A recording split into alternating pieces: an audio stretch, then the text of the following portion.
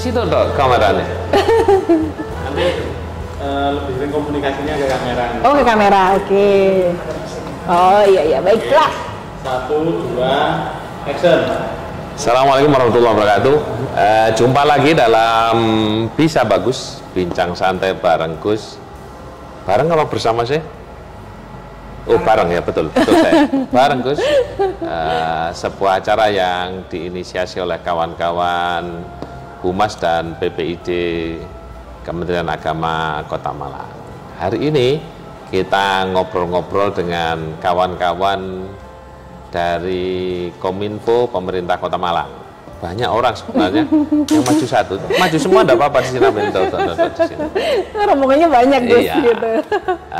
Kita tadi baru saja diwawancara, maka kita balik sekarang yang mewawancarai, take and give lah begitu. Dan ini moga-moga menjadi salah satu momen kerjasama Kementerian Agama dengan Kominfo menjadi lebih akrab lagi. Amin. Karena website kita sekarang sudah ikut Kominfo. Ya, tahun ini. Oke. Nah, moga-moga ini menjadi bagian dari kerjasama. Kita hadir bersama kita ini Mbak Citra. Betul. Mbak Citra. Rumahnya mana, Mbak? Saya rumahnya Singosari, Gus. Oh, Singosari. Berarti sama dengan Mbak Erna ya? Betul. Oke. Masih satu perkarangan, Iya, Gus. Kalau iya. orang Jawa bilang begitu ya, Gus. Ini Mbak Citra dari Kominfo ternyata masih saudara dengan kawan-kawan ASN kita yang ada di Kementerian Agama. Oke. Ini bincang santai ya, Mbak. Apa yang dilihat Mbak Citra? Mbak Citra dari Kominfo ini tadi tak kenal loh ya, sudah. Sampun, Gus. Mbak Citra. Dulu kuliah di mana, Mbak Citra? Saya dulu kuliahnya di Poltek. Poltek UB. Yang di Suhat. Politeknik, Iya. kemudian melanjutkan S1-nya di Tribuana Tunggadewi. Oke. Jurusan? Ilmu komunikasi. Oh, ini berarti ahli komunikasi. Wah, luar biasa. Tapi masih tetap kalah ya, Gus. Luar biasa. Oke.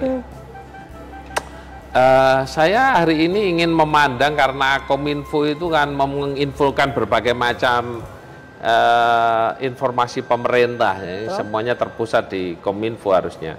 Maka saya ingin wawancara sama Mbak Citra ini tentang apa sih pelayanan Kementerian Agama yang dikenal oleh Mbak Citra. Terus sejelek apa pelayanan kita? Itu saya tidak mau sebaik apa, karena nanti kalau yang baik-baik ya sudahlah, memang sudah baik. Tapi kalau ada yang bermasalah, ada lubang, kita akan perbaiki bareng-bareng. Nah, ini kita mau tanya, Mbak Citra dari Singosari ke di Kedung Gandang. Kedung Gandang ya, Betul. di Anu itu ya, Di Mejen Sungkono. Terpadu itu ya? Betul sekali. Di Gedung Terpadu pasti melewati Kementerian Agama. Apa yang terpikir Mbak Citra setiap kali lewat Kementerian Agama? Ini saya agak-agak deg-degan gitu ya sebenarnya, Gus. Saya berasa kayak mau ujian skripsi gitu kan. Oke, baik, terima kasih banyak, Gus, diberikan kesempatan. Kalau pertama kali seperti tadi gitu ya di podcast yang saya tanyakan dulu tuh, kalau saya lewat sini tulisannya adalah Departemen Agama. Kemudian sekarang sudah berganti menjadi Kementerian Agama begitu. Terus kalau ditanyakan mengenai pelayanan di Kementerian Agama sini, pelayanan apa sih yang paling diingat atau yang paling saya tahu seperti itu? Yang pasti adalah haji sih, Gus. Kalau saya pahamnya haji itu selalu di sini daftarnya begitu, Gus. Saya makanya sekarang sudah enggak di sini saja. Oh, bisa, Gus. Berarti bisa di mana, di Gus? MPP.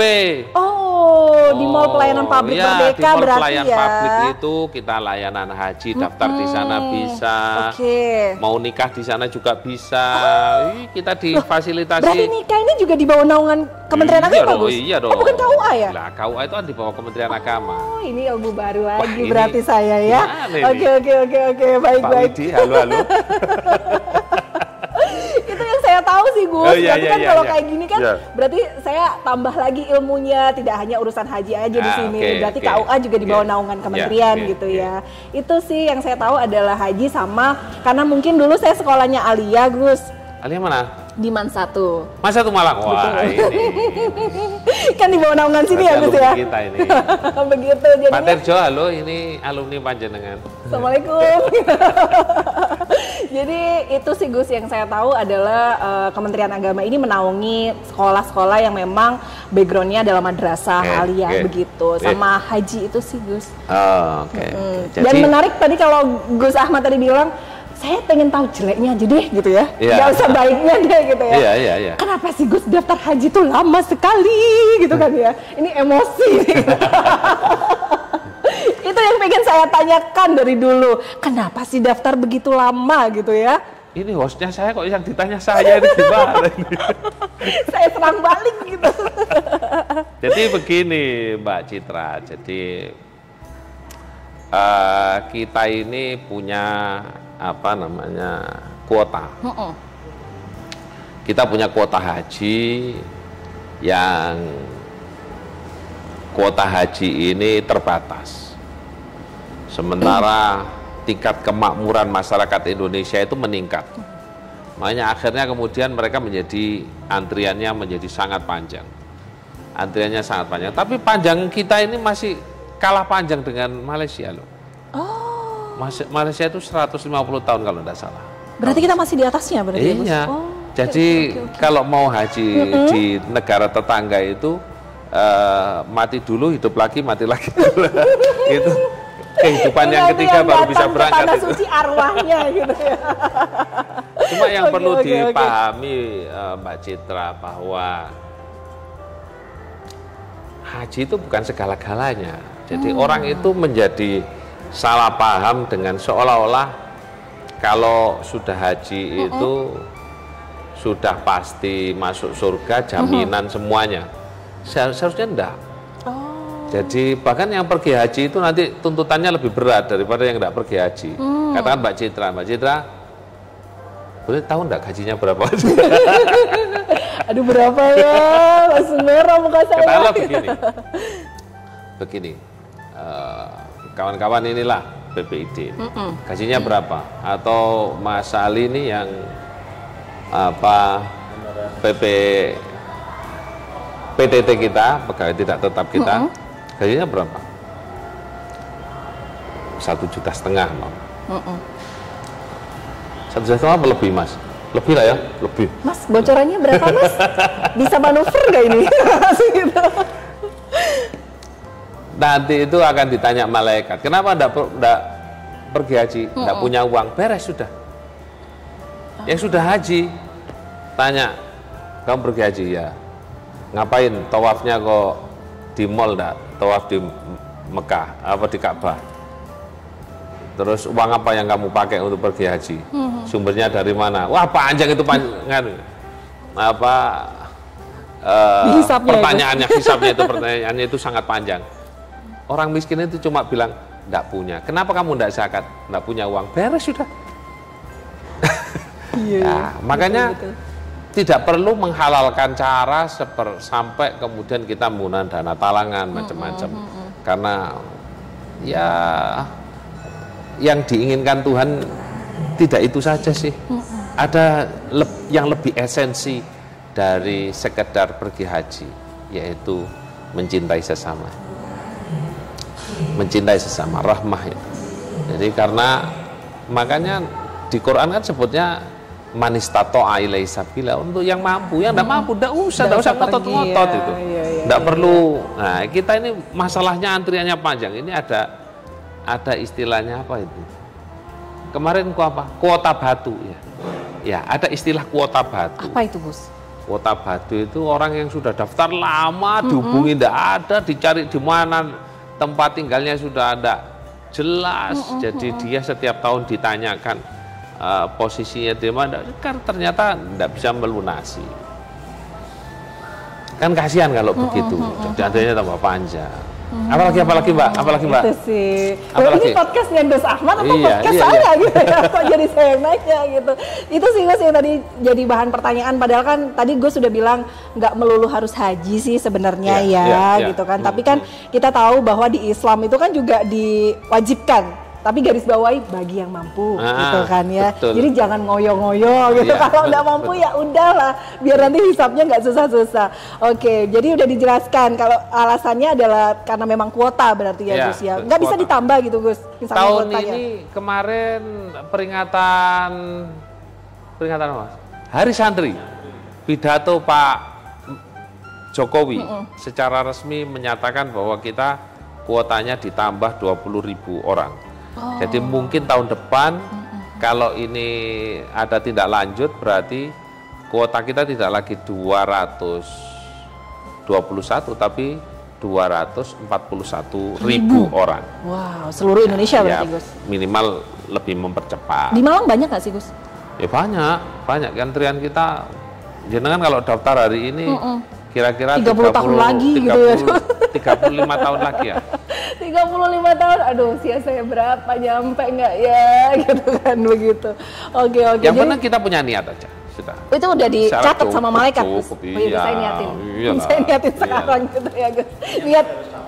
Oh, niat harus daftar ya. Oh, baiklah. Ada batasan umur nggak sih, Gus? Misalnya kayak... Minimal 12 tahun. Oh, 12 tahun untuk daftar haji ya? Iya, Tapi iya. kalau umroh bebas?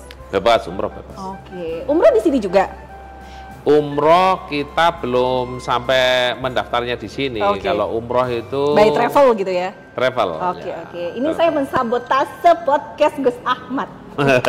Begitu, karena beliau di awal aja sudah nggak yakin loh, bincang atau bareng loh, itu loh di awal aja Gus aja sudah nggak yakin. Jadi kayaknya butuh host pendamping. Gus, mohon maaf, membuka pendaftaran atau tidak? Gitu sih. Oke. Tapi yang saya lihat di sini banyak sekali perubahan ya Gus. Kalau dulu mungkin gedungnya tidak seperti ini. Saya dulu sering main ke sini gitu ya. Jadi kalau dulu tuh sering dibawa kakak saya main ke kantor sini, masih yang biasa banget menurut saya gitu ya. Depan tuh masih kayak bukan sebuah kantor kalau menurut saya gitu Gus dulu Gus. Tapi kan mengarah ke lebih baik. Ya. Sekarang sudah bagus, tulisannya bagus, ada aula di atas, subhanallah ini bagus banget Gus. Ya, oke. Perubahannya oke. Gara-gara ada Gus Ahmad. Enggak, itu sudah memang sudah upaya semua. Jadi bukan gara-gara saya, itu salah. Jadi salah ya, Gus? itu sudah direncanakan lama oleh pemimpin-pemimpin terdahulu. Enggak usah dikat, enggak apa-apa. Itu tapi barokahnya pemimpin-pemimpin terdahulu. Satu hal yang harus dicatat Mbak Citra, bahwa setiap bangunan itu tidak boleh melupakan pondasi. Termasuk Hari Santri tadi. Betul. Nah, jadi kesuksesan pemimpin sekarang itu adalah dari pondasi pemimpin sebelumnya. Jadi bukan karena si A si B, enggak. Jadi karena kita bersama-sama ingin berbuat menjadi lebih baik, gitu ya. Merendah gitu ya, Gus Ahmad. Enggak, semua harus begitu. Semua harus pola pikirnya begitu. Pola pikirnya harus begitu. Jadi kalau tidak ada yang awal, tidak mungkin sampai di titik ini gitu ya Gus ya. Betul. Jadi baik. ada bangunan yang jelek itu barokahnya. Adanya Mbak Citra yang cantik itu karena ada para lelaki di sini. Karena saya perempuan sendiri. Lah itu, coba seumpama tidak ada para lelaki yang di sini, maka saya nggak cantik sendiri. Itu. Bener lah, jadi yang perlu kita pahami itu kebaikan kita itu juga support dari orang lain. Nah, itu sehingga kita tidak boleh memandang siapapun jadi jelek pada siapapun itu, memandang miring siapapun itu. Jadi orang yang perilakunya baik itu karena dibandingkan dengan yang perilakunya jelek.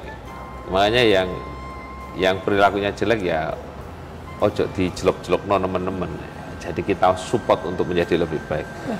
Aku kok diwawancarai? Ayo Mbak, terus.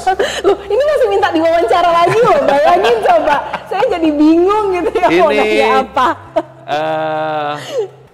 Haji, sudah nikah belum Mbak Citra? Alhamdulillah sudah. Citra. Bagaimana layanan penghulu saat itu? Dulu sih alhamdulillah ya Gus, kebetulan saya nikahnya itu memang tidak di hari umum. Maksudnya tidak Senin sampai Jumat begitu ya. Saya menikahnya di hari Sabtu waktu itu gitu. Dan alhamdulillah gitu kan KUA itu memberikan fasilitas dengan datang ke rumah begitu. Ini kan berarti memudahkan kan ya Gus. Kemudian pada saat menikah itu posisi saya juga bukan di Malang, saya bekerja di Jakarta. Jadi sangat-sangat dimudahkan. Ya? Bukan sih Gus. Bukan sih Gus langsung gitu. Jadi berpetualang sampai tekan Jakarta ini. Iya, kan katanya Gus tadi harus belajar gitu. Oh iya, siap. Kan bagus. keluarlah dari daerahmu gitu kan ya Gus. Kalau narasumber kita hari ini cerdas sekali. Oh tidak. Ini kayaknya saya dari tadi tuh minder sebenarnya ya. Ada yang lebih dari saya. Terus. Jadi saya di Jakarta. Berarti nikahnya di Jakarta? Nikahnya di sini. Oh, nikahnya di sini. Iya, betul. Di kota atau di kabupaten? Kota, Blimbing. Kebetulan sebenarnya rumah saya tuh di Arjosari Gus. Cuman saya agak minggir aja sekarang carinya yang agak minggir begitu. Jadi memang benar-benar dimudahkan. Terima kasih pelayanan KUA Blimbing. Karena meskipun saya jauh gitu ya, tapi semua surat waktu itu bisa. Memang tidak semudah sekarang ya, sekarang bisa by online kan Gus. Zaman saya dulu kan masih belum online ya, 2013 itu belum ada online lah gitu. Tapi cukup dimudahkan dengan pelayanan KUA Blimbing waktu itu. Alhamdulillah. Perlu di crop untuk jadi evidence kita ini. Oke. Perlakuannya baik, apa lagi? Ya itu sih setahu saya dulu begitu. Ini jenengan dulu waktu nikah memberi gratifikasi apa enggak? Oh tidak ya Gus, jadi semua itu karena memang waktu itu tidak gencar-gencarnya dikaungkan tidak boleh memberikan. Wah, waktu zaman saya itu memang tidak. Jadi sesuai dengan alhamdulillah. Sesuai dengan biaya. Ini enggak dikat enggak apa-apa karena ternyata bener. Tapi saya beri lah Gus, masa datang ke rumah nggak dikasih suguhan kan ya tetap dikasih. Kalau suguhan enggak apa-apa, tapi kalau sesuatu yang seun itu jadi tidak memang boleh. Waktu itu tuh di tahun saya gaungnya adalah tidak boleh memberikan gratifikasi. Waktu itu gencar-gencarnya memberikan informasi tidak diperkenankan begitu.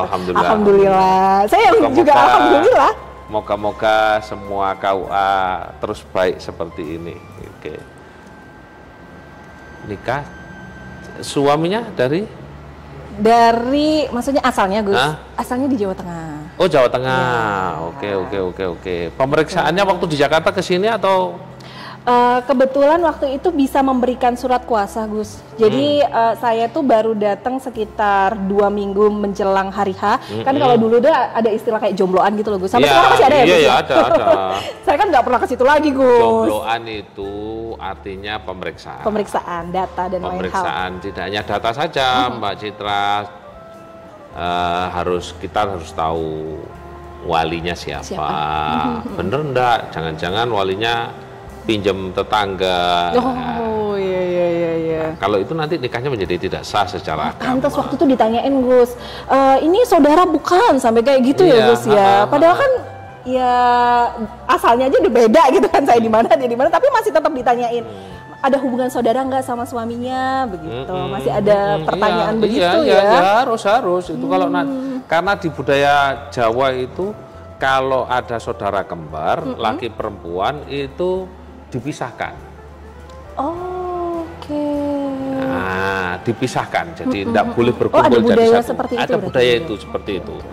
Makanya kemudian kita harus mengklarifikasi ada hubungan saudara apa enggak. Karena kalau ternyata masih saudara kandung bahkan, maka pernikahannya akan menjadi tidak sah. Tidak boleh ya. Tidak sah ya. Oh baik. Oh kekhawatiran ya Gus. Kalau dipisahkan kan mungkin satu di Malaysia gitu kan ya, satu di sini. Iya, makanya betul.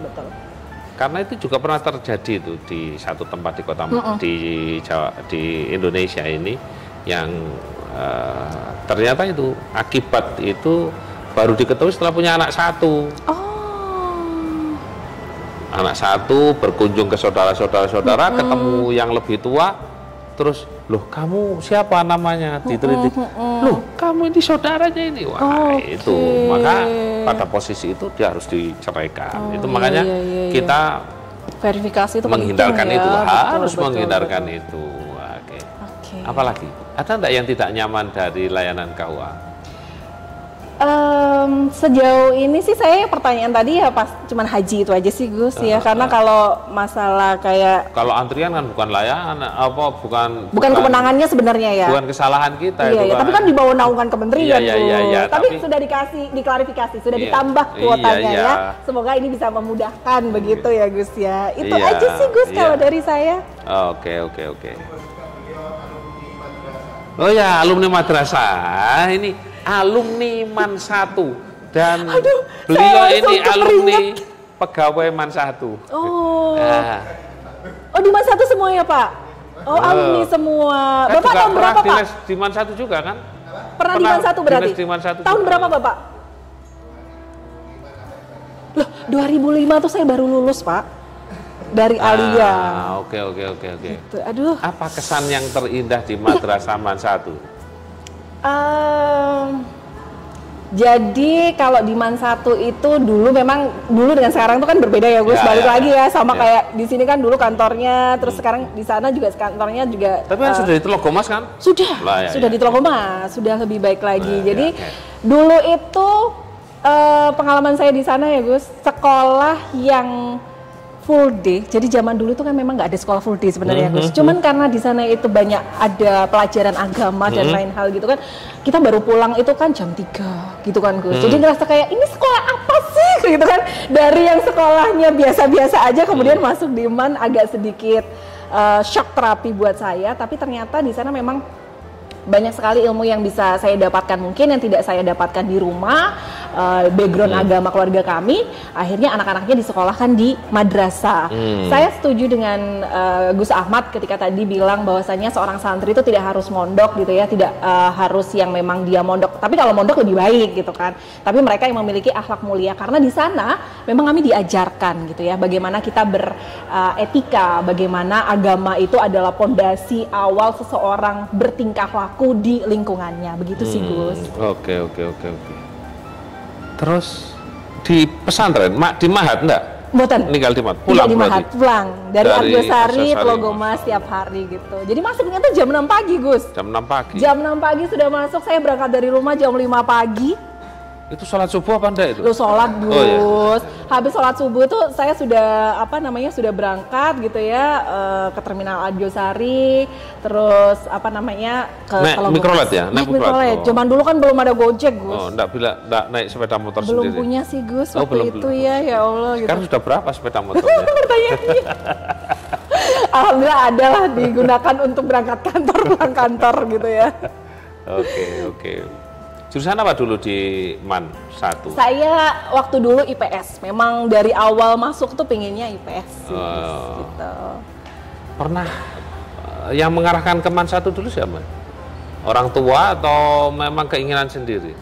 Kalau waktu itu sih memang keluarga itu ketika mempunyai anak itu memang diharuskan paling tidak dia mengemban pendidikan yang ada agamanya lebih banyak gitu ya. Jadi sebenarnya baiknya adalah SD kata orang tua gitu kan ya. Jadi kalau SD itu lebih baik menyekolahkan anak di yang pendidikan agamanya lebih banyak, katanya seperti itu. Cuman pada kesempatan waktu di saya itu adalah orang tua baru bisa menyekolahkan anak itu ketika saya alia gitu. Yang penting ada pendidikan agama aja gitu. Menengah pertamanya di mana? Di SMP biasa. SMP mana? Di Surabaya Gus. Oh, di Surabaya. Ini benar petualang nomaden Surabaya, Malang, Jakarta. Masuk pengalamannya banyak sekali ya. Demi menuntut ilmu ya. Betul. Ya, ilmu salah apa kok dituntut-tuntut? Nah itu dia Gus, nggak ada penjaranya juga Gus. Oke, ini salah satu contoh siswa MAN 1 Kota Malang yang berprestasi. Sekarang jadi host podcastnya apa tadi? Mako Suara Cita. Apa panjangannya Mako itu? Malang Kota Gus. Oh Mako, Malang Iya. Kota Suara Cita. Iya. Masya Allah. Ya. Siapa saja yang sudah diwawancarai di sana?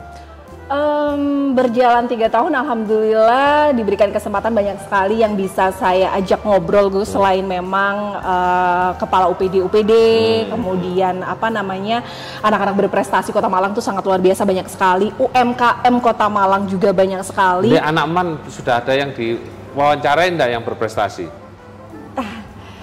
Nah itu Gus, kadang itu kita tuh terhalang dengan yang namanya data ya Gus ya. Jadi kan kalau misalnya kita tuh banyak sih kerjasama aja dengan apa namanya Dikbud. Dulu Dikbud ya Gus. Kalau sekarang apa ya sekarang? Diknas, oh Diknas ya gitu. Kalau zaman saya kan Dikbud gitu ya.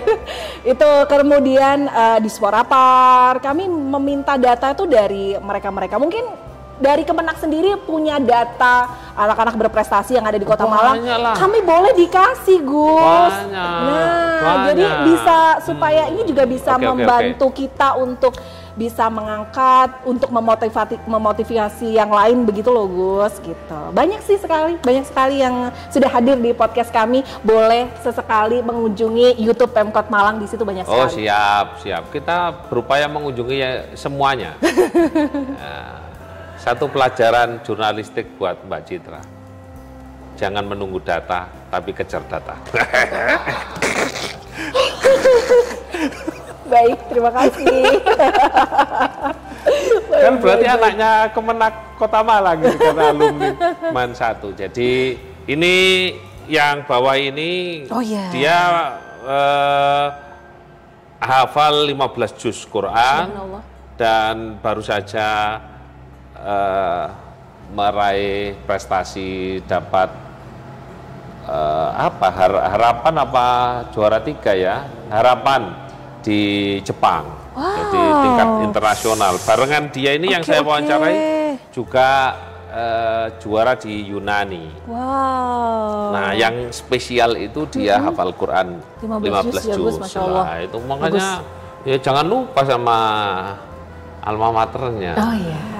Inilah pentingnya silaturahmi ya. Iya, betul. Menambah wawasan ilmu baru dan juga masukan untuk kami. Apalagi gitu ya. sekarang websitenya Kemenak Kota Malang itu servernya di Kominfo. Jadi ya tinggal dibuka aja. siap.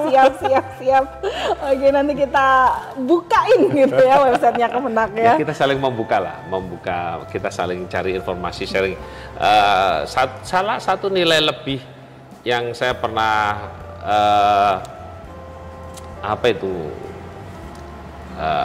studi tiru ya Mbak, kita ke Jogja itu data itu semua terpusat di Kominfo, semua kementerian, termasuk aplikasi layanan. Kita ini aplikasi layanan kita kan masih tersendiri, tidak satu dengan Kominfo. Baru tahapan kita kerjasama untuk yang